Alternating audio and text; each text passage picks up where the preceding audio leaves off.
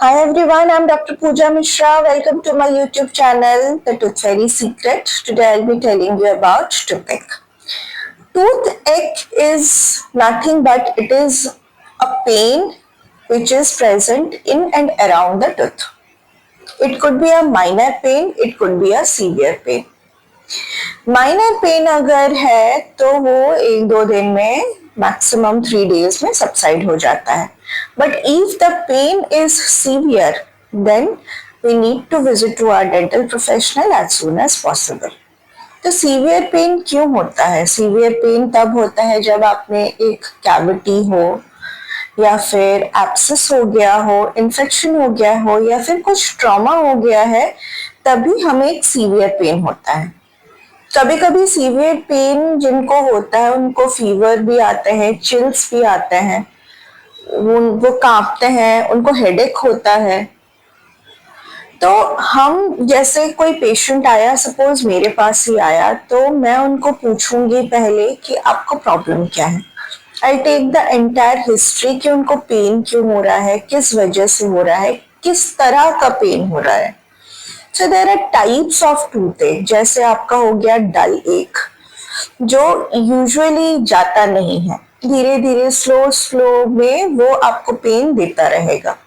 उसके बाद आता है शार्प स्टैबिंग पेन. ऐसे लगेगा जैसे बहुत तेज आपको कोई स्टैब कर रहा हो और आपसे कंट्रोल नहीं हो पा रहा है. कभी कभी क्या होता है कि शार्प पेन भी हो गया, डल पेन भी हो गया. कभी कभी होता है कि पेन आपका रुक रुक के हो रहा है, लेकिन जो रुक रुक के हो रहा है वो भी बहुत हैवी हो रहा है, बहुत ज्यादा हो रहा है. कुछ हो गए, कुछ केसेस में क्या हो गया, सेंसिटिविटी के साथ पेन होता है. पेन भी है, ऊपर से सेंसिटिविटी भी है, तो दोनों का मिक्सचर होता है. पेन हो रहा है प्लस आपको झंझनाहट भी फील हो रही है. कभी कभी क्या होता है, गम्स एरिया में स्वेलिंग हो जाती है पेन के चक्कर में. तो हमें फिजिकली भी पेशेंट को चेक करना पड़ेगा कि क्यों स्वेलिंग हो रहा है गम के अराउंड में. We need to press the gum and हम पेशेंट को पूछेंगे कि आपके गम में पेन है, जब हम उसको दबा रहे हैं आगे से भी और अंदर से भी, विच आई यूजुअली डू जब मेरे पास एक पेशेंट आता है with the complaint of pain. कुछ पेशेंट को फीवर आता है, मैंने बोला आपको, हेडेक होता है. किसी पेशेंट का इस सब चक्करों में क्या होता है, मुंह से स्मेल भी आते हैं, टेस्ट भी पता नहीं चलता है. तो इसके कॉजेस क्या हैं? हम बात कर रहे हैं अभी टूथ पेन का, तो कुछ ना कुछ तो कॉज होगा. पेन ऐसे तो होगा नहीं. तो सबसे कॉमन कॉज है कैविटी. सपोज आपके दांतों में कैविटी है, तो वो ग्रॉसली डिकेड है, वो आपके एनामेल को खराब कर चुका है. It entered into your dentin as well as your pulp. तो एज ये पल्प पे एंटर कर चुका है and pulp contains blood vessels, connective tissues, nerves, तो वो क्या करता है, पेन क्रिएट करता है. कुछ केसेस में एब्सेस हो जाता है आपके रूट में. अगर आपके दांत फ्रैक्चर्ड है या क्रैक्ड टीथ है तब आपको पेन होगा. या फिर सपोज आपने कोई रेस्टोरेशन कराया है जिसकी फीलिंग में कोई दिक्कत है या फीलिंग आपकी निकल आई है, या फिर आपने रूट कैनल किया है जिसमें आपने कैपिंग कराई है, वो कैप आपका खराब हो गया है या फिर वो भी निकल गया है, तब आपको पेन होगा. कभी कभी क्या होता है, टीथ हम ग्राइंड करते हैं, बहुत ज्यादा क्लेंच करते हैं, जिसकी वजह से भी पेन होता है. गम डिजीज की वजह से भी कभी कभी पेन होता है. तो नेक्स्ट क्वेश्चन हमारा ये आना चाहिए कि चलो हमें पेन तो हो रहा है, अब ये पेन कितने दिन तक के लास्ट करेगा. तो पेन का लास्टिंग के साथ कोई कनेक्शन नहीं है. सो आप कभी बता नहीं सकते कि आपके दांतों में पेन हो रहा है, वो 1-2 दिन में खत्म हो जाएगा. तो हम कैसे बोलेंगे, जब तक कि हमें कॉज पता नहीं चलेगा हम टाइम नहीं बता सकते. कभी कभी क्या होता है, आपके 2-3 दिन में ही पेन खत्म हो जाता है अगर कुछ माइनर कुछ प्रॉब्लम्स है तो. कभी कभी कोई मेजर केसेस आ गया, जैसे कोई ग्रॉसली डिकेड कैविटी हो गया या फिर एब्सेस हो गया या फिर आपके क्रैक्ड टूथ हो गए, तो of course it will take time. खत्म होने के लिए, इतनी जल्दी तो वो पेन जाएगा नहीं। देन अगर ऐसा कंडीशन हो रहा है तो हम क्या करेंगे? पहली चीज तो हम तुरंत अपने डेंटिस्ट के पास जाएंगे। Dentist will do the complete examination. Suppose एक पेशेंट आ गया मेरे पास, मैं आपको एक एग्जांपल देते हैं कि मैडम मुझे पेन हो रहा है दांतों में। मेरा पहला क्वेश्चन होगा कि अच्छा ठीक है, आपको दांतों में पेन हो रहा है, कब से? जो बोलेंगे कि नहीं सो एंड सो डेट से हो रहा है, 1-2 दिन से हो रहा है या 1 हफ्ते से हो रहा है। फिर मैं उनको पूछूंगी आपको पेन कैसे हो रहा है, रुक रुक के हो रहा है या कभी कुछ खाते हैं तब हो रहा है, ठंडा गर्म की वजह से हो रहा है, किस वजह से आपको पेन हो रहा है, वो अपना रीजन बताएंगे। उसके बाद मैं उनको डेंटल चेयर में बिठा के I check his oral health. पहले मैं अच्छे से चेक करूंगी। चेक करने के बाद I advise him for certain X-rays. X-rays करने के बाद अगर मुझे एक्सरे में 100% श्योरिटी के साथ कुछ पता नहीं चल पा रहा है, मोस्टली पता चल जाता है लेकिन कभी कभी हमें पता नहीं चल पाता, then will advise the patient for a 3D scanning, जिसको हम CBCT करते हैं। उसके बाद मेरे पास एक कंप्लीट डाटा आ गया। डेटा में सब कुछ है कि क्यों पेन हो रहा है, कितने दिन से पेन हो रहा है, रीजन पूरा डेटा में है। उसके बाद हम क्या करेंगे? पेशेंट को ट्रीटमेंट एडवाइस करेंगे। This are the treatments which we are going to do and इतना टाइम लगेगा। कुछ कुछ पेशेंट्स क्या होते हैं, वो बोलते हैं कि चलो ठीक है आप शुरू कर दीजिए। कभी कभी क्या होता है, पेशेंट बोलते हैं कि नहीं, maybe because of time और maybe because of finance, कुछ भी रीजन हो सकता है। वो बोलते हैं कि नहीं, हमें कुछ मेडिसिन दे दीजिए, will take certain medicine, then हम थोड़े टाइम बाद करा लेंगे। तो let me tell you one thing, medicine is not the permanent solution. आप आए मेरे पास टूथ पेन के लिए, मैंने आपको कुछ एंटीबायोटिक्स और पेन किलर्स दे दिए with certain mouth wash, but ये परमानेंट ट्रीटमेंट नहीं है। ये टेम्परेरी पीरियड के लिए आपकी चीजों को ठीक करेगा, लेकिन ये दोबारा स्टार्ट होगा।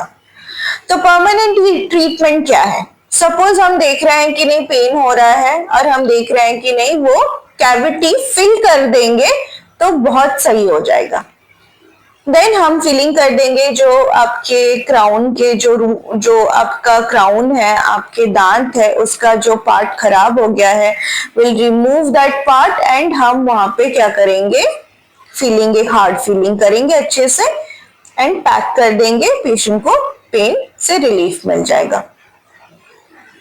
सपोज पेशेंट को पेन से रिलीफ नहीं हो रहा है, then we will go for a root canal therapy. हम देख रहे हैं कि नहीं, फीलिंग में नहीं होगा क्योंकि दांत अंदर से बहुत खराब है, then we will go for a root canal therapy. हम रूट कैनल थेरेपी करेंगे।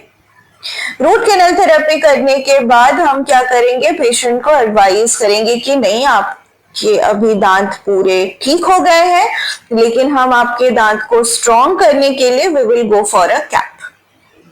हम कैपिंग करेंगे। कैपिंग करने के बाद आपके दांत स्ट्रॉन्ग हो जाएंगे। कभी कभी क्या होता है कि हमें पूरे दांत पे कैपिंग करने की जरूरत नहीं पड़ती, जो हमारे अफेक्टेड एरिया है हम उसी को ही कवर कर सकते हैं, जिसको हम इनले या फिर ऑनले बोलते हैं। ये भी एक काइंड ऑफ अ क्राउन है जो फिक्स हो जाता है लाइक अ पजल। अगर इन सब में से भी आपके दांत ठीक नहीं हो रहे हैं, then what we will do? We need to extract the tooth. हमें दांत को निकलवाना पड़ेगा।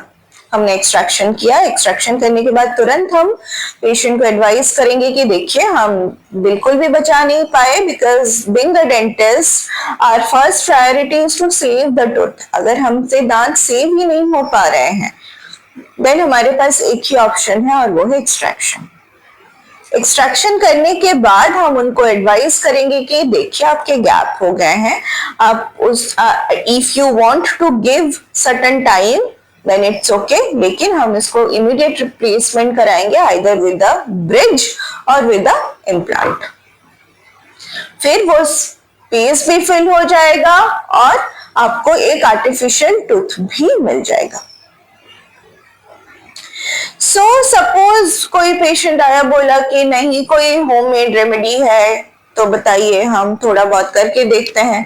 तो अगर आपको बहुत कम ही प्रॉब्लम है, लाइक हल्का फुल्का ही पेन है जो ग्रेजुअली 1-2 दिन में ठीक होने लायक पेन है, then you can go for a salt water rinse.